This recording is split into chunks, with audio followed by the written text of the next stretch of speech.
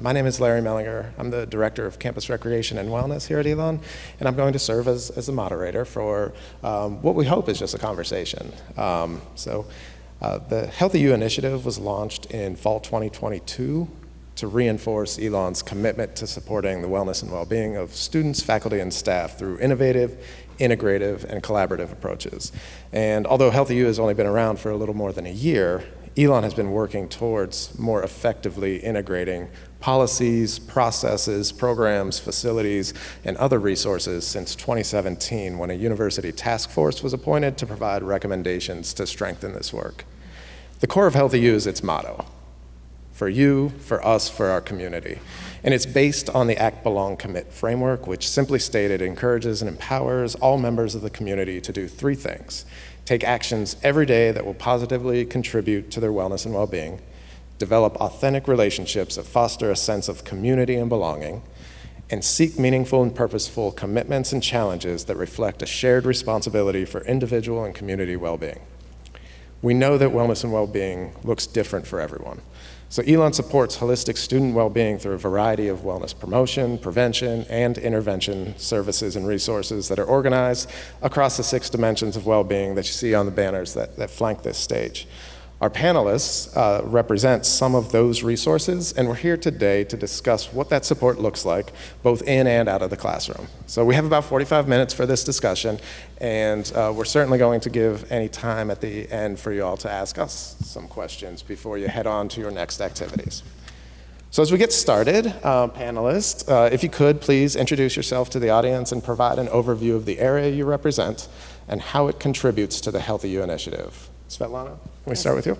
Yes. Hi, my name is Svetlana Nebochadik, and I'm full professor in the Department of Exercise Science. I'm also first faculty fellow for wellness and well-being. So my role is to support faculty development and pedagogical wellness, incorporating that into the classrooms to help students achieve academic wellness as well as their physical health and well-being.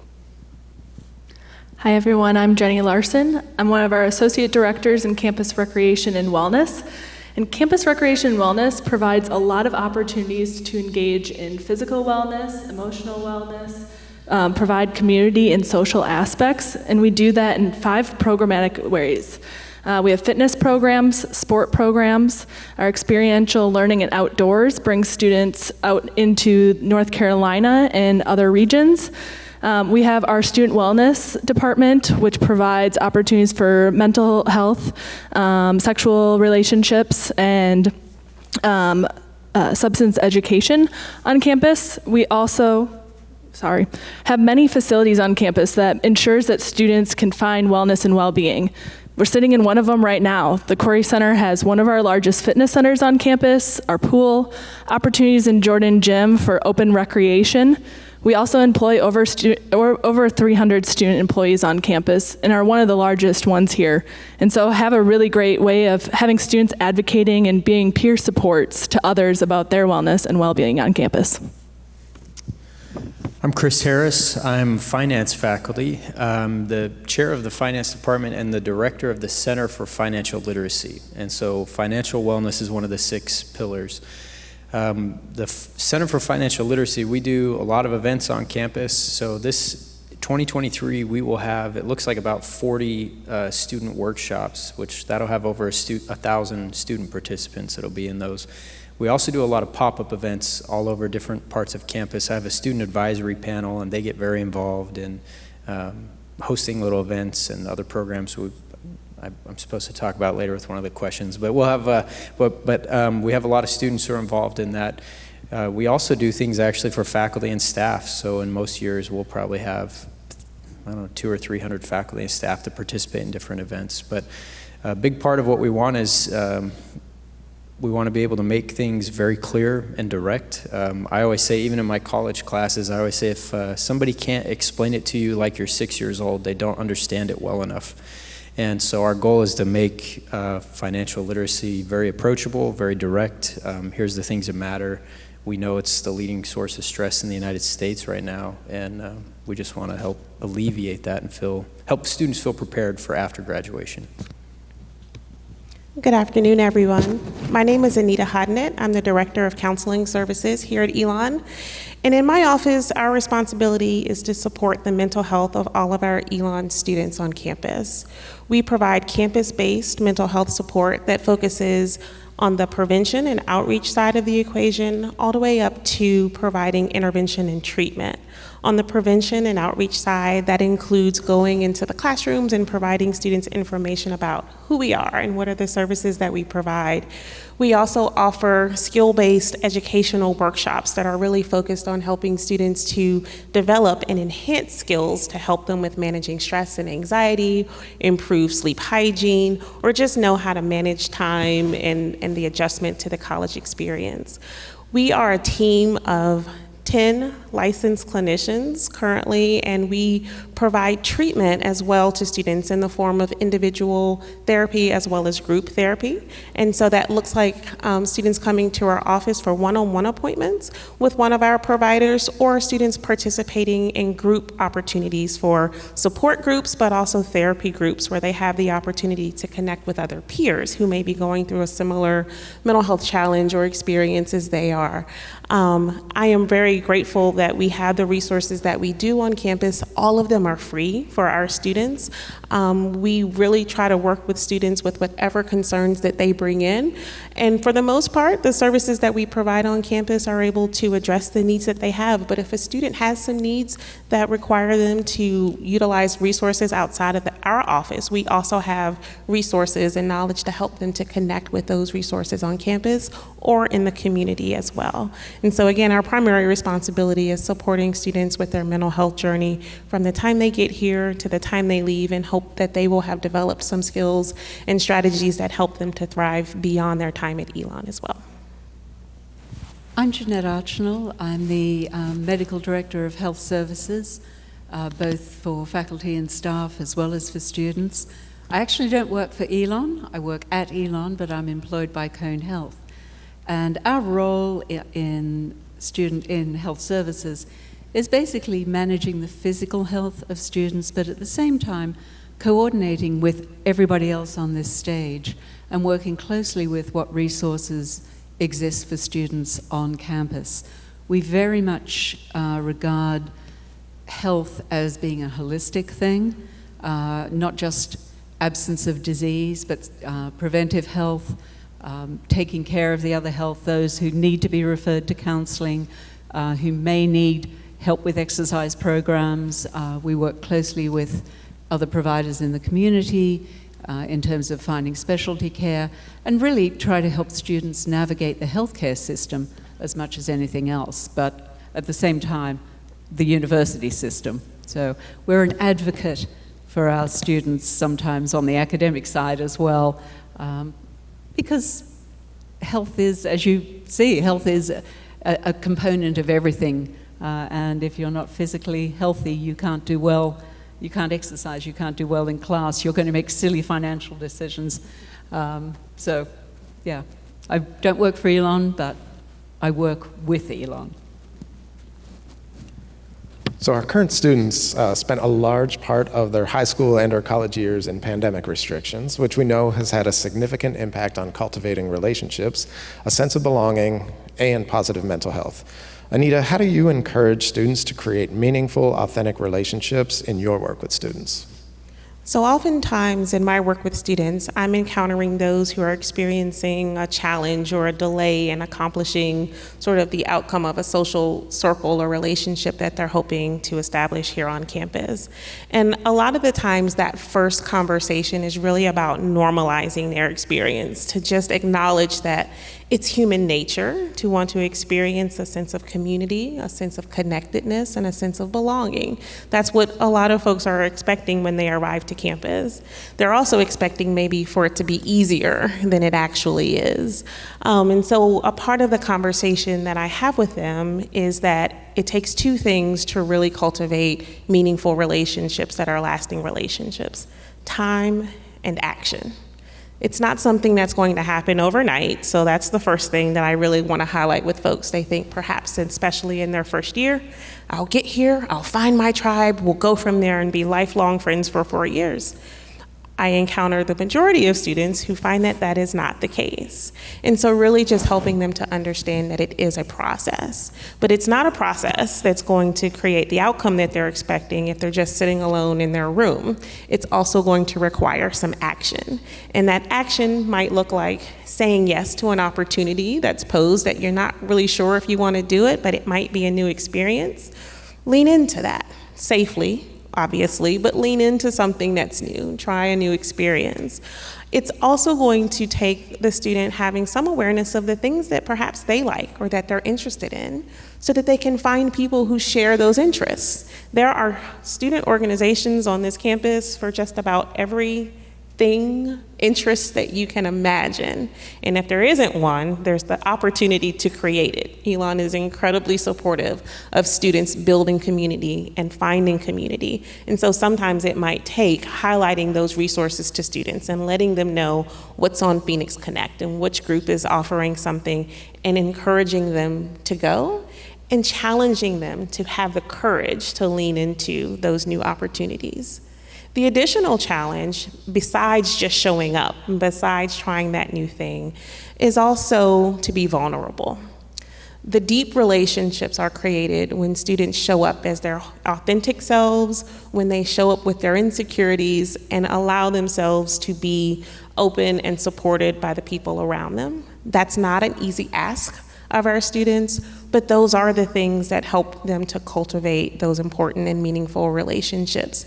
And so I give them that advice and guidance, and I do try to normalize it, again, for them to understand that perhaps when they come in as the 5th student that I've seen in a day, that there were probably 3 more students that came in before them that were having a similar experience. And so, again, no one is alone in that quest and desire, but everyone has perhaps the opportunity and the responsibility to take action to achieve those goals that they have with regard to their social community. Can I add something? So financial wellness, it's probably weird to think of financial wellness maybe in a group context or socializing, but finances are one of those things, like nobody really likes to talk about budgets or health insurance or 401k, and it's not students either. I mean, nobody even post-graduation really loves to just sit and chat about this stuff. But that weirdness about those topics is also partly why so many people feel uninformed about it. And so part of what we do, the reason we have pop-up events around campus, we have these student advisory boards, and they'll do them intentionally in outside of different academic buildings because personal finance is not a business school thing. This is like, you might think it if you're a comm major or something, but 2 years, I promise you, you're going to care about these topics. So by having opportunities to engage with other students who are a little bit excited about it at least and can answer some questions, I think it does help on some of the vulnerability-ness where people feel open to talk about it. I've worked with the Odyssey program at Elon, and the Odyssey program is a first-gen college program at Elon. And I love that program, but what you'll find is a lot of people in that program that sometimes they're hesitant to talk about finances if they feel like their background is different from anybody else's. But as soon as you have the conversation, people feel like they can open up, they can together start learning about this stuff, and suddenly maybe what felt like a weird taboo topic is actually, I'm preparing for better and I can do this with other people type topic. So that's our goal, is to make it not a weird thing. I mean, nobody likes to talk about finances. I do, but probably everybody else here is probably thinking, oh my gosh, other than the cost of tuition, we don't care about any of this, but the goal is, we want people to feel empowered. Once you feel empowered about it, it's not stressful anymore. Yeah, I think that's really important, how we can break down those barriers and get folks having those real conversations that are going to lead not just to the learning that happens, but to those connections that are going to sustain throughout their time here. So part of our wellness mission is to help students cultivate values and behaviors that last throughout and beyond their time at Elon. I think when we were going through the introductions, you probably heard many of my colleagues talking about that idea that we're preparing students for life after college. So many of those are related to physical health, such as exercise, nutrition, sleep, and overall having an awareness of your body and general health. Jenny, how do you encourage students to prioritize their physical health when our students are so busy with other obligations and commitments? I think there's a couple of things. One, I always tell them, you make sure to prioritize your classes and eating correctly. I was like, if you need to, schedule it in your calendar, making sure it doesn't have to be hours of physical activity. It doesn't have to be in a fitness center. It can be walking around campus. It can be taking a group exercise class. It can be a lot of different things. It can be dropping in on our open recreation, pickleball, volleyball, basketball. It can be doing it with a friend or a group. And so I think really pushing out what does physical wellness look like and the opportunities that we have on campus. Even moving your body 15, 20 minutes a day is really beneficial. And I talk to them about the connection of physical activity in a way that you can do it and how that really connects with your mental health and how you are doing in the classroom. And so taking those opportunities. What I love about campus recreation and wellness is we have a lot of opportunities for students to engage in wellness and connecting them to those spaces that best meets their need. If I've had people who are like, I like to swim. We have lap swimming here. We have a club swim team. So I think it's also at what level and dedication that they want, because you can do open recreation basketball. If you are more interested and have more time, you can do intramural. If you want to compete with friends and other people across the state and nation, we have club. And so I think it's making sure people know where the resources are, making sure that they know it doesn't have to be strenuous to be physical exercise, and also that it doesn't matter the time, but prioritizing it and being consistent with it, I think is really helpful. Dr. Archinal, do you have something to add? Sure. I think one of the ways we really work on this aspect in student health is to encourage students not to think of all of these aspects of health as being separate. Physical activity shouldn't be something, even though, like you, we often encourage them to schedule it during the day, but to think of themselves as a whole person. And that's how we try to treat them in student health. Very much, if you're exercising and eating properly, your immune system's going to do better, therefore you're not going to be as sick. So we talk a lot about prevention, not just treating the illness when somebody's there, but much as we like to see the students, I will often say, I really just want to see you on campus. I don't want you sick. And that's very much how we approach stuff. We also see our role very much in an education mode as being part of a student campus. So a lot of what we do in terms of maximizing their health and reducing their anxiety around these things is explaining how to fill a prescription, explaining what health insurance is. Try to just at every visit mention a little bit so they think about the costs of healthcare, not talking about what it would cost, but simple things like, do you want me to fill your prescription here or at an outside pharmacy? If you use your insurance, it will be X. If we do it here, it will be Y because you have to pay cash for it. Introducing the concept of understanding the financial aspects of their health as part of their whole being, not as part of a separate entity as well. And I think to me and to us at Student Health, that's part of HealthEU. We're all sitting here, we're from different departments, but we really all have the same philosophy, and we try and integrate the rest of the campus philosophy into what we do. And I'll add as well, our major exercise science is part of what we teach them and educate them about exercise, well-being, wellness, and nutrition, so that it comes part and naturally. And I think for a lot of majors, maybe that's not necessarily a natural kind of connection that students might make.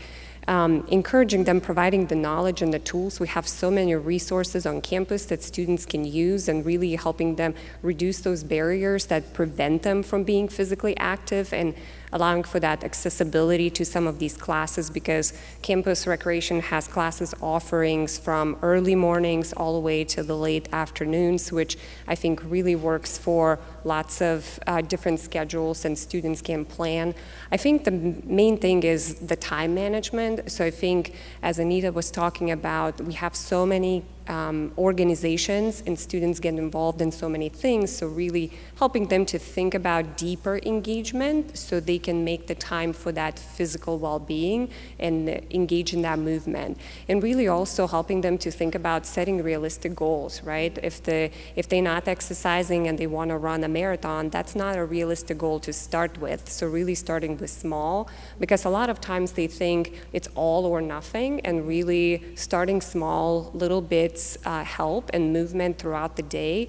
And also in our major, we talk a lot about exercise. As everybody believes we have to go to the gym, but it's really go do gardening, hiking, or any activity, anything that you can move your body in the space that allows you to increase your heart rate and maybe sweat a little bit counts as exercise or physical activity. And I think getting that stigma that you have to be physically active to go to the gym or know how to do those exercises, we have personal training available for the students, so encouraging them to use those resources on campus is very important for them to engage in that kind of physical activity, stress management, really help them to succeed academically, because especially during those high pressure midterms, finals, to help them really manage that throughout the semester as well. And if And I I could think- add, oh, Please. You can go. just in thinking about some of the things you were saying, Svetlana, about just the small things matter. Some things that come up in our conversations with students are about how not everything is about exercise, that it's like you said, movement, physical activity, but also to think about the elements of sleep. So when I have a student who's coming into my office and they're talking about how they pulled 2 all-nighters and they have all these tests coming up and they're not able to focus, well, I'm gonna take it back down to basics and say, well, sounds like you might need a good night's rest. And what did you eat when you were studying up late for those all-nighters? And I might have a conversation with them about nutrition, and they might not know kind of the ideal ways to be eating to take care of their body. And so I'll be able to point to our campus nutritionist as a resource and say, maybe you need to connect with them and they can help you with making healthy choices about things to eat on campus, because there's a relationship between your diet and how you feel and your energy. There's a relationship between, if you're not getting enough of a certain protein or balance of your diet, and I might have them consult with someone from health services to have that conversation. That's not my lane, but it is trying to help them to tie those connections together so they can see all of these implications of how their choices and behaviors are impacting them in their academic experience, because they are, right? Like, we want them to be strong and solid students, but that really does start with them taking care of themselves and their body and their minds.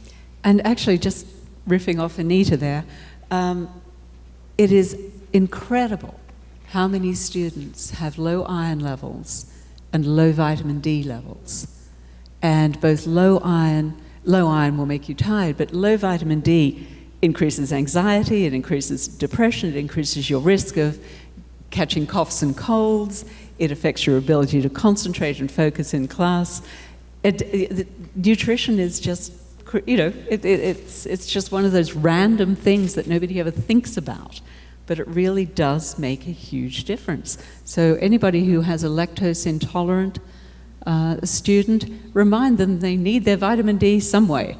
That's probably the thing we find most and can fix best when it comes to anxiety and depression, is their vitamin D levels. Yeah, and I think going back to some of these conversations too, we really try to lessen the barriers for entry in wellness, and thinking about our group exercise classes. We have almost 30 a week, and they are all free for students. They start as early as 8 a.m., and the last one ends at 8 p.m. And with our intramurals, we don't charge for those because we want them to get out. We want them to build community, and do that in a lot of different ways. And so I think that those are some spaces spaces to think about. We try to keep our facilities open in times that really allow them to come in, no matter what fits their schedule. And so we are open as early as 6 a.m. and we close at 11 p.m. All students have tap access over in our Danley Fitness Center, and so if it's a time that we're not open over here, they still have access to a fitness center. We ensure that there are open recreation opportunities and throughout the day. So you'll see Jordan Gym, most of the time, people can just come in on their leisure to play basketball. If we have something going on over there, Park or South Gym on campus has those spaces for them as well. And so really trying to keep those resources as accessible as possible to ensure that it meets their needs. And I think that that has been something that we have heard from students of, I appreciate that you were open at 6 a.m. so I can get in here and I can take care of myself. The things that we do charge for, we really make sure that we're not charging more than we need to, because we want them to have that access to get out and to be well. And I think that that has always been something that has been a priority and is important to us. I'll also say our student wellness program does a lot of great education.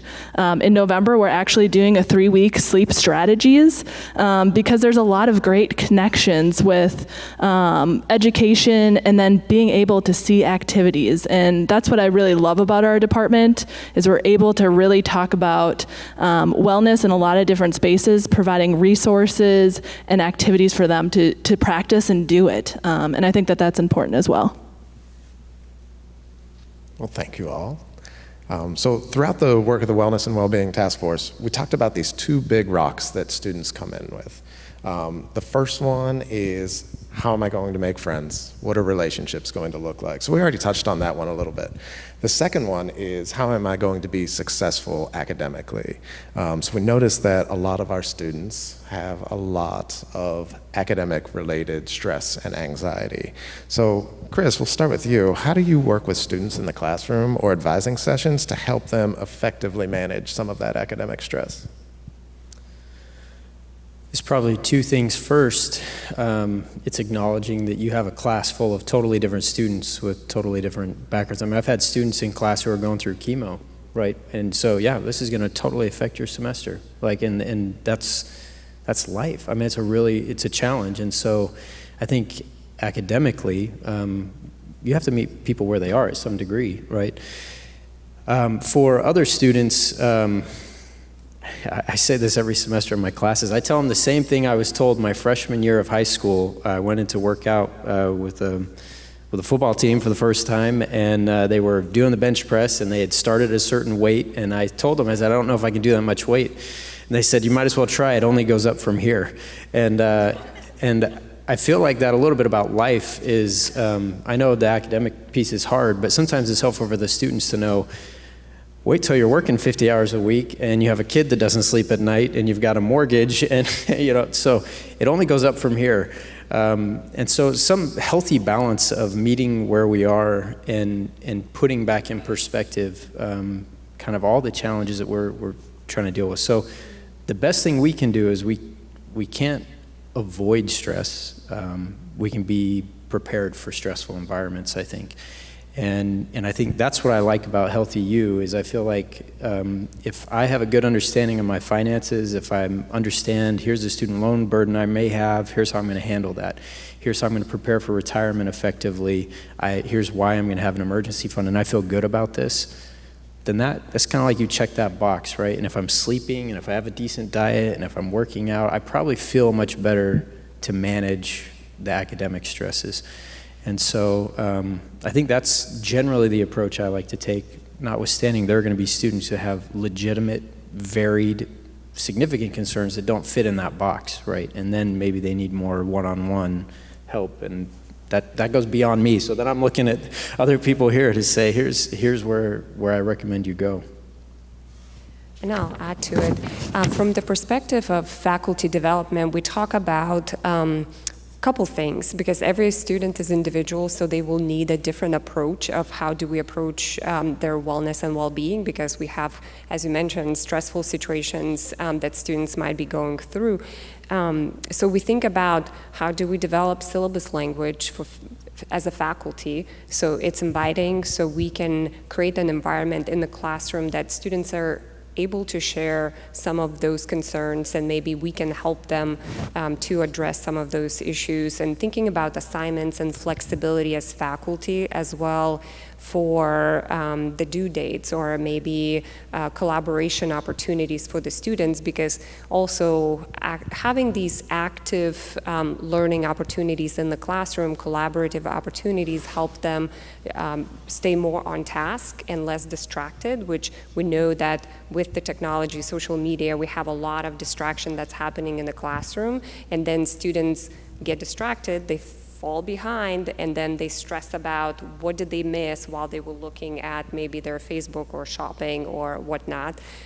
So really structuring the classes the way that engage students so they get less distractions, so they can keep up with that academic rigor in the classroom, so they can stay academically successful. And really sometimes students talk about that. Sometimes faculty will include meditation or some physical activity, maybe incorporate in their classes, mental breaks, meditation breaks throughout the classes, which they find helpful, but also thinking about what does academic success or wellness look like for each individual student, because that's going to be different. And setting examples or leading by example. Sometimes our students like to see faculty exercising and doing. I hear a lot of times, oh, Dr. Madzima was in the gym with me at 5:30. So that helps some students maybe get motivated to do that, take care of themselves, and then maybe talk about some of their academic whatever that they need, maybe support that they might need as well. And so I think we have to really tailor it to what the students might need in that time point. And I think in advising, really help them plan academic planning, right? So the 4-year plan that we do helps them to really think about what each semester might look like and how they can maybe manage that time and reduce that stress, and maybe what things that they can handle in each of the semester. Because if you take 2 labs, if you may not want to do X, Y, and Z, or you don't want to do this class because you already have a very robust schedule with the 2 labs and science courses and things like that. So really kind of helping them to think about what does the semester look like, and what their capacity is for them to engage that semester. So I'm a staff member that teaches pickleball through HealthEU and Elon 1010. So I think for me, it is also sharing my successes, frustrations, failures with them. I think it's a great way of, one, showing them that even the people that are teaching them, that are around them, that happens. And I try to really be a good role model in that with them. I think it's also providing spaces for reflection. And so in both classes, we'll talk about, like, how is pickleball helping you de-stress? How is it kind of working in your life? My pickleball class has 2 first years, a handful of sophomores, 3 juniors, and a couple of seniors, and it's really cool to see how they also talk about stresses and how they have found ways to lessen them or think ahead. So I think it's also creating that community, because everyone goes through it, and so I try to really make a community in the classroom that we are all learning together, that we are all sharing. But I think that reflection is key, and so for me, it's starting the class with a question prompt, or really thinking about where this can be utilized in spaces and what are other resources for them on campus. I really see that in my Elon 1010 class, which is their first semester on campus, getting them connected with spaces that will assist them. And sometimes it's just having someone walk them over there. And so I tell every student in my class, if you need me to go over to that resource with you, I would absolutely love to. I've gone to the tutoring center, the writing center with students, and I think sometimes it's just going to that physical location and saying, hey, I understand. I actually used this resource in college, and it helped me with being successful in the classroom, and it's okay to ask for help when you are stressed. And I think sometimes that's the hurdle that some people just need to get over, and having someone to help them out, I think is really beneficial. Yeah, Jenny, I think that reflection piece is so important, and it's tough, right? Our students are connected to their devices 24 hours a day, it seems, and they are walking from thing to thing, and most of the time they're walking around this beautiful campus. A lot of them do have their face in that couple-inch square box. So how we are able to model and teach and empower them to pause and reflect is so important. So Jeanette, I'm wondering what that looks like in your world. In my world, very much part of it is we encourage students to actually like themselves. Very often, the fact that they're on the phone the whole time is because, or on their texting or whatever, even in an office visit, students will be on the phone texting. To their parents very often, to friends, they'll be answering a beep. And, our approach is very much, okay, put the phone down. Be in the moment. I understand you want to run this by your parents, but I want to know what you think, what you're feeling, not what your parents think is going on. And don't give me an answer that you think I want to hear. I'm here, I can't do anything if you don't listen to your body and share with me what is going on. In health services, we say quite often, there's no wrong or right answer when we ask you a question. It's only what you are feeling. And it's difficult to know what you are feeling or what you're experiencing if you're trying to get constant reinforcement or education about what you should be feeling or seeing from social media. So we are very big on disconnect, be in the moment. Anxiety, as I'm sure any parent and certainly everybody here on the stage knows, at least 40% of incoming first years have anxiety. 40% of 18-year-olds. That's huge. And we know that overindulgence in social media makes that worse. So when we talk about exercise or taking time for yourself, we also talk about go for a walk, but don't listen to music.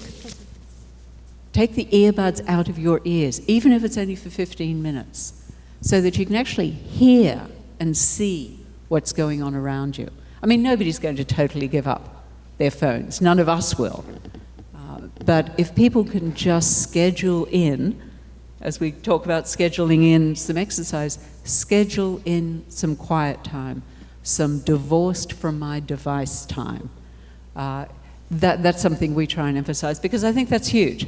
That then improves your mental health, your sense of well-being, because that's really what this is all about, a sense of who am I and how can I be comfortable with myself. So that's how we do it in student health. And that's a big one. And I'm going to first of all say I'm guilty of being on my device. I'm guilty of walking across campus, checking emails, trying to figure out what I'm supposed to do after the meeting that I'm walking to, right? And I see our students doing the same thing. They've got their earbuds on, crossing the street, and I'm thinking, how can you hear, right? We're in a culture and a time where having our technology is a part of our existence for many of us. Our students are included in that, and they perhaps are using theirs in some different ways. It's a challenge sometimes to get them to see the value in unplugging from those devices. But I have offered to students, much like you were saying, Dr. Archinall, just give yourself a minute to walk between classes without it and just see what you notice. Do you notice the birds chirping? Did you see the squirrel run across the street? Did you notice what was, happening over on the other side of campus that you wouldn't normally be paying attention to because you're trying to figure out who saw your story or who liked your picture or whatever the case might be? It just invites us all into the present moment when we kind of look up and show up in the time where we are. Now, when it comes to students talking about, oh, I can't sleep and I'm having a hard time with, my thoughts at night, and I'm saying, well, what are you doing right up until bedtime? Oh, I was on my computer, I was on my phone, and I'm like, do you know that blue light is messing with your melatonin? Do you know it's throwing it off? Like, you're not necessarily giving consideration to, again, some of those connections, and that's where the education is important. I love that on the melatonin, because so many people take melatonin and they say, but it's not working for me anymore. Well, because you have to still turn off that computer because it's interfering with the melatonin, whether it's your natural or what you're taking as a pill. So, yeah, I love it. Very much so. And so the idea of slowing down is tough for us all. I think, in the question of how do we promote that, or how do we encourage our students to take a time to be reflective. It's not all about meditation. It's not all about taking 30 minutes to That's great too. But I have encouraged students to do something as simple as gratitude journaling. Can you take 10 minutes, reflect on your day, and think about something that brought you joy? Think about something that you were grateful for. Perhaps it was when you went into the market or the store, maybe they gave you a little extra something that you didn't think they would or you didn't expect, and that just made you smile. Maybe someone held the door open for you when your arms were full. It doesn't have to be something really big and significant in terms of how someone else might value it, but did it mean something to you? Are you grateful for your loved one? Are you grateful for the phone call that you had with your mom or your sibling, right? Those are moments to reflect on that help us to bring attention to the many things that we may have to be grateful for. And just that little bit of pause is very meaningful, and it does support your mental health. It does disconnect you from the things that might distract you in some other ways. It doesn't have to be a big or long moment or anything that's formal. It just has to be intentional. So we've talked about quite a bit over the last 40 minutes or so.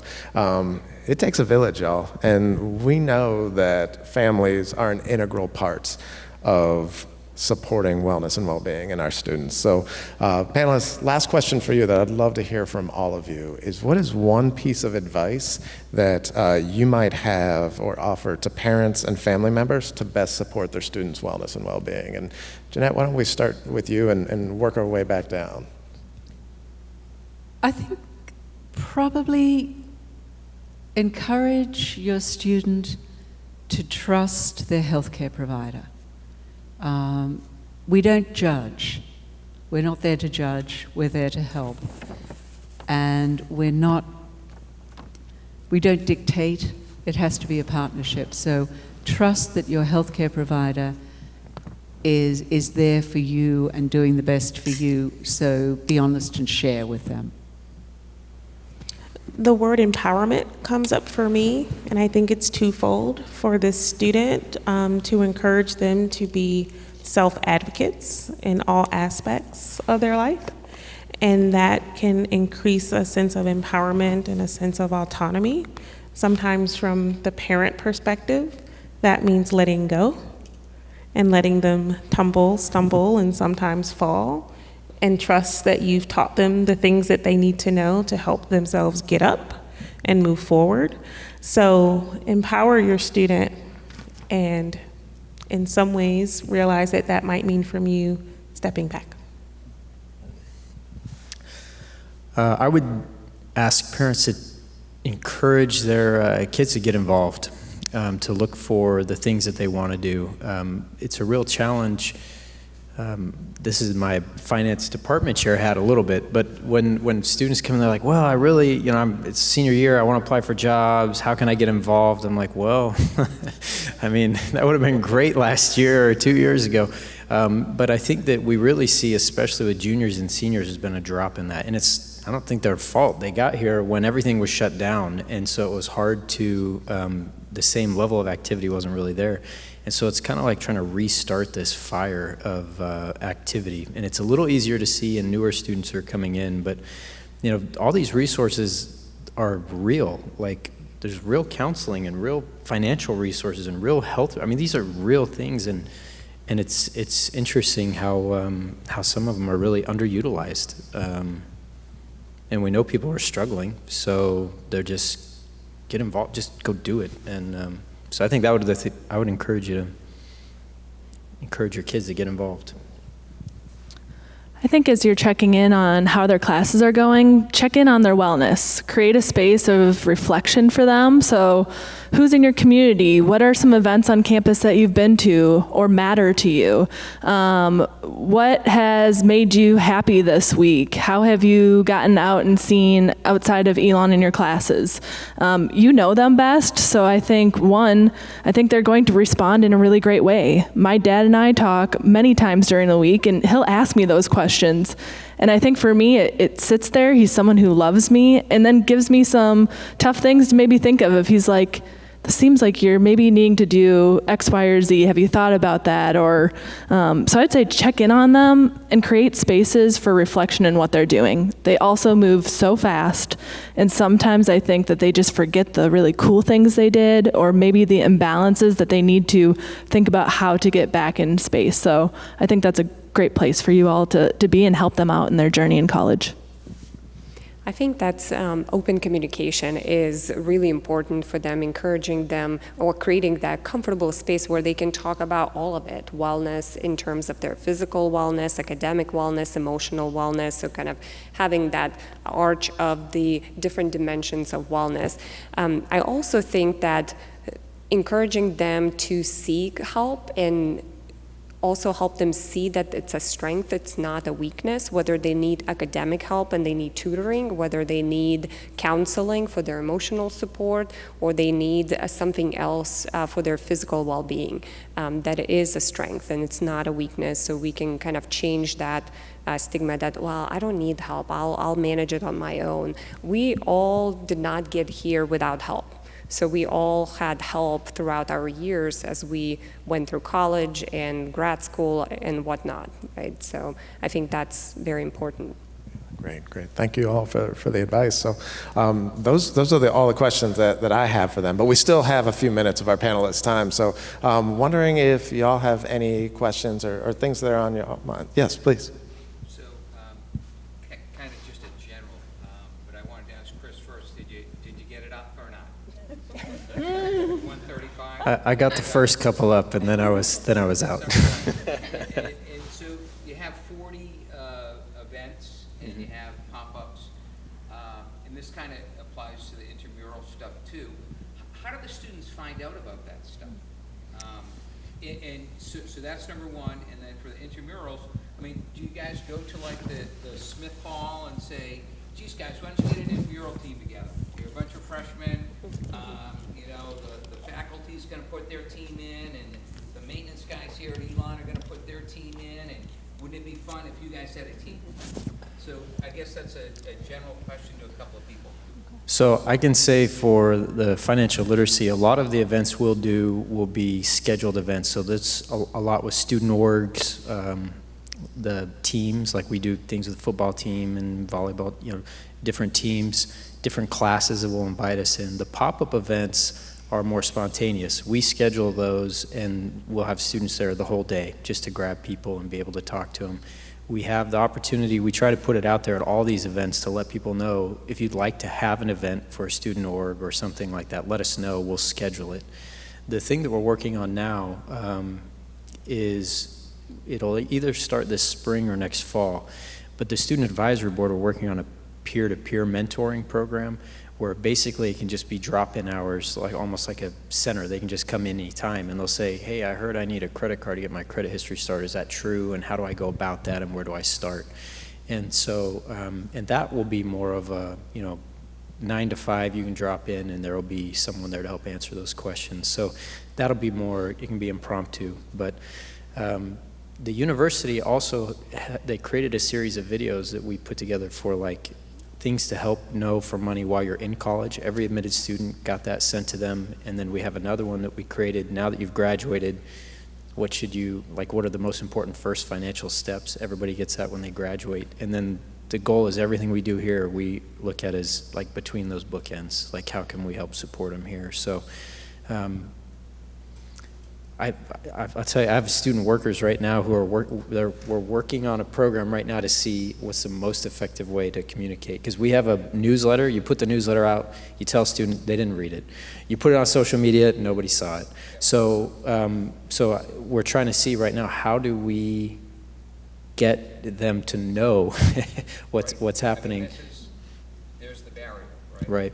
And so that's what we're doing. Our student workers have they put together a survey, they've been handing it out. We're working on this now, and we're trying to respond to that. And the peer-to-peer mentoring is one of the things that's a result of that. I'm just going to jump in there. This is a well-known problem.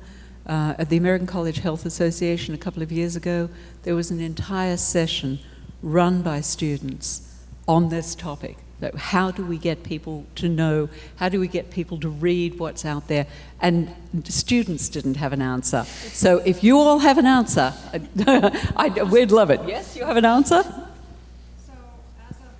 It's a great idea, and I don't want to lose the second part of our first question about, because a lot of the things you just touched on, I think are ways that we have incorporated into RecWell. So yes, I can kind of tie both of your questions together. For intramurals, and I'll say campus recreation wellness programs, we actually launched an app this August and have seen really great success on there. It ties all of our areas together, and what is really great about that is you can sign up for things on there, whether that is requesting a personal trainer, signing up for all your group exercise classes, registering for an Elon outdoors trip. It is the Elon RecWell app, and I can show you on my phone after if you'd like. But it's like that one-stop shop. What's really great about it is we can also do some push notifications of letting people know when registrations open and when they close, and really getting that communication out in a timely manner. I echo what others have said. Like, we have really spent a lot of time on our Instagram, and not only just showing registrations, but I think to your point, we've been really trying to tie wellness facts and how those pieces work together on there so they can see activity information. And then we've been starting to do wellness giveaways, and in those spaces that having some resources that help them out and getting them talking about wellness on campus. And so we've done anything from reflection journals to a diffuser, and talking about what those wellness resources really look like. I will tell you that students have started really a conversation on there. But I think to your point, the app has been really helpful for us. In addition to that, we do meet with professional staff from Residence Life and student involvement in other areas on campus. Because what we have noticed, if we're able to give them the information, we're trying to build a network of professionals that we can talk about their resources and how they benefit the campus, and being able to hear that from people who aren't in that area and then have them do the same for us has been really helpful. And I think the more that students see individuals on campus talking about the same thing, I think it also builds trust and understanding, and I think a buy-in that this is important for them, not only here at Elon, but when they leave Elon. And I think that is, when I look at the end of the day, one of the biggest things that I think in my job is providing skills and resources that they learn here, that they practice here, but they don't end them here. And I think that that's really, really important when we're talking about health and wellness and what that looks like here and beyond. I'm the spouse of a faculty person, and my husband will not let students access their phones in the classroom, to the extent that if he sees somebody using their phone, he will take that phone from them. It's very clear, it's in the syllabus. But my understanding is that every class is different.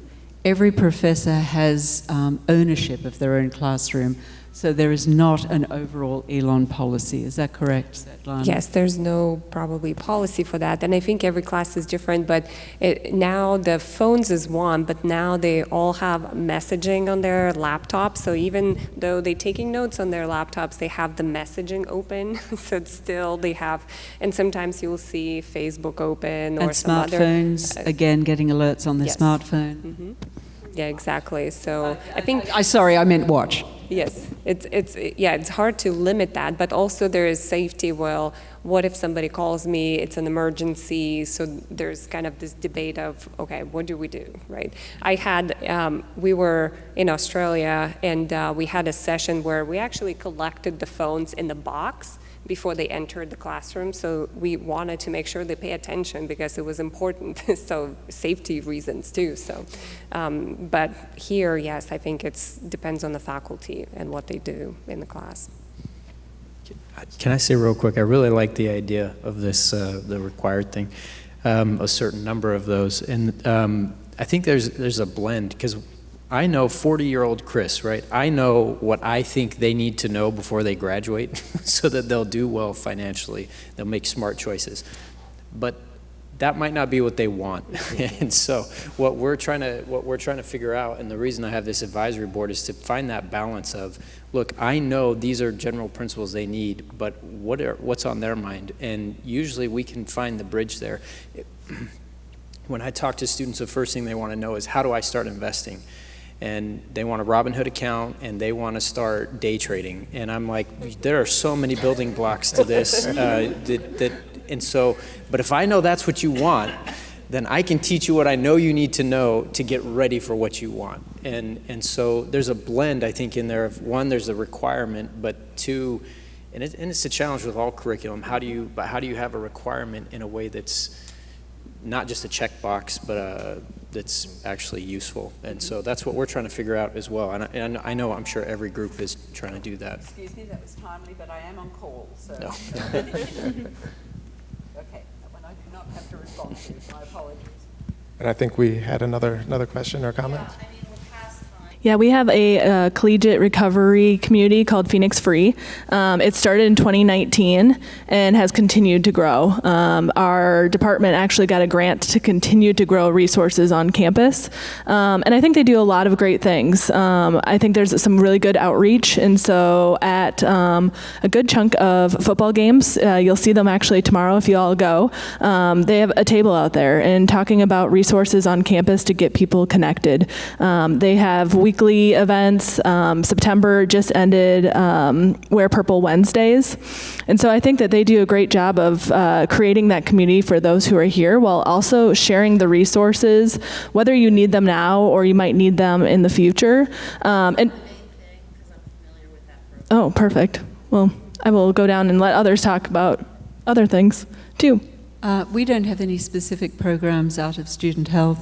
Like any doctor's office, we do an intake asking about alcohol and drug use.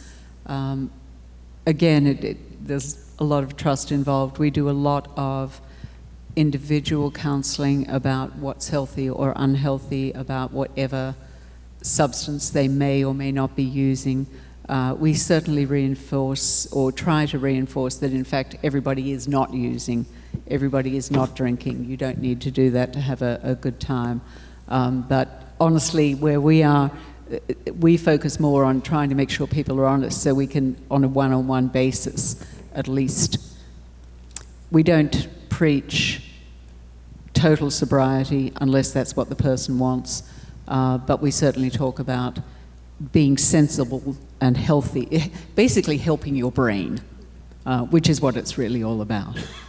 Similarly, with counseling services, we operate from more of an assessment and education perspective. So we are asking those questions when students come into our center. Students have access to free anonymous screening tools as well that allow for them to input their own behavior and kind of get a result that says this is looking like it might be an area of concern for you, and these are some of the resources that you can connect to.